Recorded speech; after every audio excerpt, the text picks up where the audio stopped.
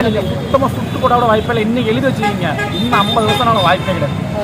வாய்ப்பே இல்லைங்க. நான் அடிச்சு சொல்கிறேன். இன்னைக்கு நான் சொல்கிறேன், சிஎம் கிட்ட கூட நெருங்க முடியாது, ஒரு சீட்டு கூட ஜெயிக்க மாட்டாங்க. நான் ஓப்பனாக சொல்கிறேன். என்ன சொன்னாலும் சரி, கண்டிப்பாக சொல்கிறேன், தளபதி வச்சாலும் முடியவே முடியாது. ஓப்பனாக சொல்கிறேன், சீமானாலும் முடியவே முடியாது. சீமானு விஜய் 2 பேராலுமே முடியாது. 2 பேருமே பார்த்தீங்கன்னா வந்துட்டு ஒரு செல்ஃபிஷ் தான்.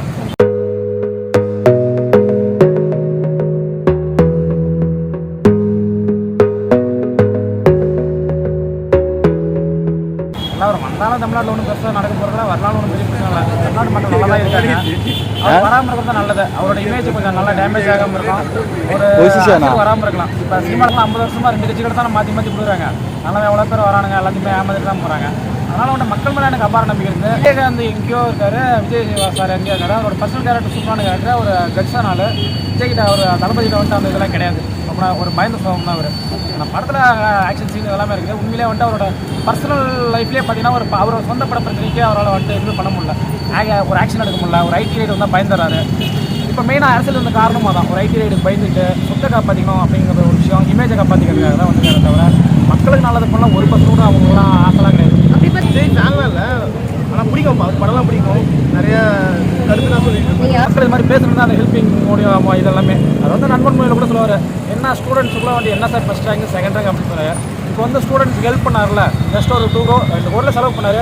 ஃபஸ்ட் மார்க் எடுத்த பொண்ணுக்கு நெக்லஸ் கொடுத்தாங்க. அப்புறமேட்டுக்கு மீதி ஆளுங்கலாம் 4000 கொடுத்தாரு. அப்படி கொடுக்குற மாதிரி தான் எல்லாருக்குமே நெக்லஸ் தரலாம்ல. ஸோ வாட், ஏன்னா அவர்கிட்ட அமௌண்ட் கிடையாது. அது 2 கோடி இவர் வாங்க 200 கோடி சம்பளத்தில் 2 கோடி வந்து பிச்சை காசு. அவ்வளோ 1%. அதாவது வந்துட்டு இப்போ தமிழக மக்கள் அது மாதிரி நினச்சிக்கிட்டு அந்த இடத்துல தான் அவங்க வச்சுருக்காங்க. இந்த சிம்பிள் ஒரு கான்செப்ட் கூட புரியாமல் இன்னும் தளபதி எத்தனை நாள் தான் இவனுக்கு ஏமாற போகிறாங்கன்னு எனக்கு ஒன்றும் புரியல. வாய்ப்பே இல்லை. சுத்தமாக சுட்டு கூட வாய்ப்பே இல்லை. இன்னைக்கு எழுதி வச்சுக்கிங்க, இன்னும் 50 வருஷம் வாய்ப்பே கிடையாது. வாய்ப்பே இல்லைங்க. நான் அடிச்சு சொல்கிறேன். இன்னைக்கு நான் சொல்கிறேன், சிஎம் கிட்ட கூட நெருங்க முடியாது, ஒரு சீட்டு கூட ஜெயிக்க மாட்டாங்க. நான் ஓப்பனாக சொல்கிறேன். என்ன சொன்னாலும் சரி, கண்டிப்பாக சொல்கிறேன், தளபதி வச்சாலும் முடியவே முடியாது. அவரால் ஆனால் வந்து விஜய் படம்லாம் எனக்கு ரொம்ப பிடிக்கும். ஒரு படத்தில் ஒரு நியூஸ் இருக்கும். அது அப்புறம் அவர் உண்மையாக பார்த்தோன்னா நிறைய மக்கள் நிறைய செய்யணும் தான் நினைக்கிறாரு. இப்போ பார்த்துட்டு தான் இருக்கும். நிறைய விஷயம் அவர் பண்ணுறது எல்லாமே வந்து அவருக்கு பண்ண மக்களுக்கு வந்து அவர் திருப்பி பண்ணணும்னு நினைக்கிறாரு. அந்த மாதிரி தான் இருக்குது. வேறு எதுவும் ஏன்னா அவர்கிட்ட அவர் பார்க்குற காசு இல்லை. அப்போ இவர் வரதுக்கு காரணம் வந்து சம்பாதிக்கணும்னு கண்டிப்பாக இருக்காது.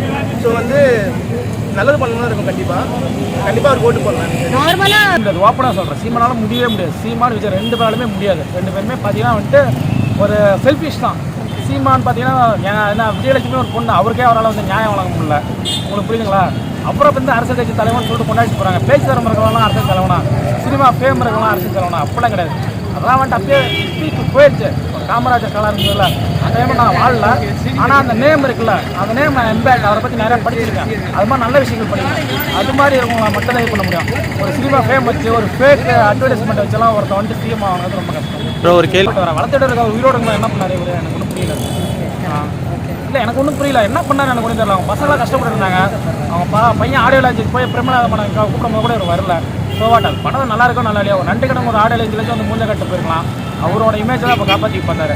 இப்போ வந்தது அவரோட இமேஜ் யோசனை தான். இமேஜ் யோசனை இவங்களாம் என்ன வேணாலும் பண்ணுவாங்க. சினிமாக்காரனோட லைஃபே தான். சினிமாக்காரனோட மெயின் இது என்ன தெரியுமா, டேக் ஆக்ஷன் கேமரான்னு சொன்னா மனப்பாடம் பண்ணுறாங்க தெரியுமா. மனப்பாடம் பண்ணுறத பேசினா சினிமாக்காரன். அவனை பற்றி நீ யாருக்கும் புரியல. புரியுதுங்களா? இப்போ அன்றைக்கி கொடுத்த தீர்மானத்தில் கூட என்ன போட்டிருக்கு, மக்களை வந்து சைக்காலஜிக்கலாக வந்துட்டு சென்டிமெண்ட்டாக ஃபீல் பண்ணுற மாதிரி தான் அந்த இதில் இருக்குது. ஏதோ கட்சி ஆரம்பிக்கும் போது அதான் வந்துட்டு அவங்களுக்கு ஓன் மைண்ட் கிடையாது. அவங்க இருக்கிற கும்பல் எழுதி கொடுக்குற அதில் வந்து அறிக்கை மனப்பாடம் பண்ணுறது தான்.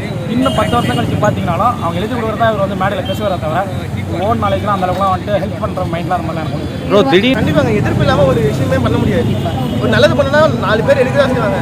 அதெல்லாம் எதிர்த்து நம்ம போனால் தான் வந்து ஜெயிக்க முடியும்.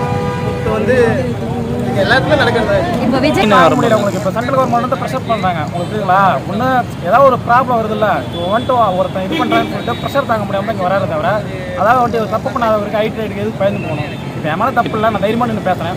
ஐடி ரைடில் வந்துட்டு மூஞ்சில் வந்துட்டு கட்டி போட்டுட்டு அவர் வந்துட்டு ஒரு இது பண்ணுறது கூட ஒரு இது கொடுக்காமலே போகிறாரு. தப்பு அதாவது தப்பு இருக்கிறதா பயப்படணும். ஏதோ ஒரு நிறைய பெனிஃபிட் இருக்குது. உங்களுக்கு புரியுங்களா? இப்போ அரசியல் கட்சி ஆரம்பிச்சாங்கன்னு வச்சுங்களேன். இப்போ வந்துட்டு ஒரு நாடாளுமன்ற எம்எல்ஏ ஒரு எம்எல்ஏ எலெக்ஷன் வரலாம், அவங்கள்ட்ட வந்து இது கேட்பாங்க, ஆதரவு கேட்பாங்க. அதாவது வந்துட்டு அந்த இடத்துல வந்துட்டு உங்களுக்கு ஒரு பவர் கிரியேட் ஆயிரும். உன் பின்னாடி வந்துட்டு ஒரு 50 லட்சம் பேர் இருக்கானா இல்லையோ அது வேறு மேட்ரு. இதோ ஒரு 50 லட்சம் பேர் எங்கள் பின்னாடி இருக்காங்கன்னா உங்களுக்கு பயம் வரும். இப்போ வந்துட்டு அரசியல் கட்சிக்காரன் பயப்படுறத வந்து மக்கள் படத்தை பார்த்தா பயப்படுறாங்க.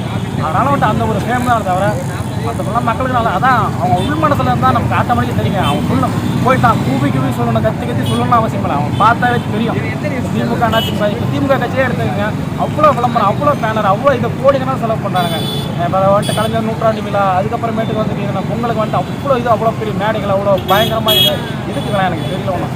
அவன் கஷ்டப்பட்டாங்க பணத்துக்கு நான் சொல்லலானே உண்மையாக தான் சொல்கிறேன். எவன் அப்படி கஷ்டப்பட்டாலும் எனக்கு தேவை என் விளம்பரம், என் சுய விளம்பரம். அதை வந்துட்டு டிவியில் போட்டுகிட்டே இருக்கணும். டெய்லி மக்களை பார்த்து நம்ம தான் தலைவனை கற்றுக்கலாம். அதிமுக வந்தாலும் அதே தான் நடக்கும், விஜய் வந்தாலும் இதே தான் நடக்கும், சீமான் வந்தாலும் இதே தான் நடக்கும். இந்த விளம்பர அரசியல் என்னைக்கு ஒழியுதோ அன்றைக்கி தமிழ்நாடு முன்னேறும். இந்த அரசியல் கட்சிக்காரங்க கொஞ்சம் அடங்குவானுங்க. அடுத்தவங்க சொல்கிறது எனக்கே கொஞ்சம் திங்க் பண்ணி அடுத்தது நீங்கள் இது பண்ணால் கரெக்டாக இருக்கும். அவங்க நடிக்கிறாங்க அது நம்மளுக்கு ஒன்றும் தெரியாது. நம்ம பார்க்குற படம் நல்லா இருந்தால் பார்ப்போம் படம், அவ்வளோதான். ஒரு செல்லாக சொல்லும் போது கண்டிப்பாக அது சீமாவோட காப்பாற்றுற மாதிரி அரசியல் கண்டிப்பாக விட்டுருவார். இது 100% உண்மை. இது வந்துட்டு இப்போ 1000 பேர் பேசலாம், எதை வேணால் பேசலாம், இப்போ பெருமைக்காக பேசலாம். ஆனால் எனக்கும் அவர் தளபதி விஜய் வந்து சினிமாவோட எனக்கும் ரொம்ப பிடிக்கும். நான் அவரோட படங்கள் நிறையா பார்த்துருக்கேன். பட் இந்த மாதிரி விஷயங்கள் எனக்கு பிடிக்கல. ஸ்பீச்சுனா பேசுகிறவங்களாம் அரசியல்வாதி கிடையாது, சரிங்களா? அதாவது வந்துட்டு அவன் பேச்சு திறமையே இருக்கணும், செயலாற்ற திறமையே இருக்கணும். செயலாற்றவங்க மட்டும்தான் வந்து அரசியலில் ஜெயிக்க முடியும். பேச்சு திறமையை வச்சுட்டு இப்போ சீமானம் இருக்காரு. சீமானை வந்துட்டு எலெக்ஷன் வந்து இப்போ எத்தனை எலெக்ஷன் பார்த்துட்டாரு, அதாவது ஜெயிக்க முடியல. பேச்சு திறமை இருக்குது தான்.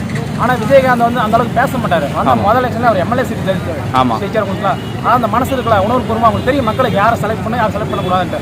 இப்போ 4 பேர் பேசுறதால நானோ யாரோ பேசுறதால வந்துட்டு இங்கே ஆட்சி மாற்றம் நடக்காது. அவங்களுக்கு தெரியும் ஆட்டோமேட்டிக் யாரை எப்போ கொண்டு வரது. ஸோ அது நடக்கும்.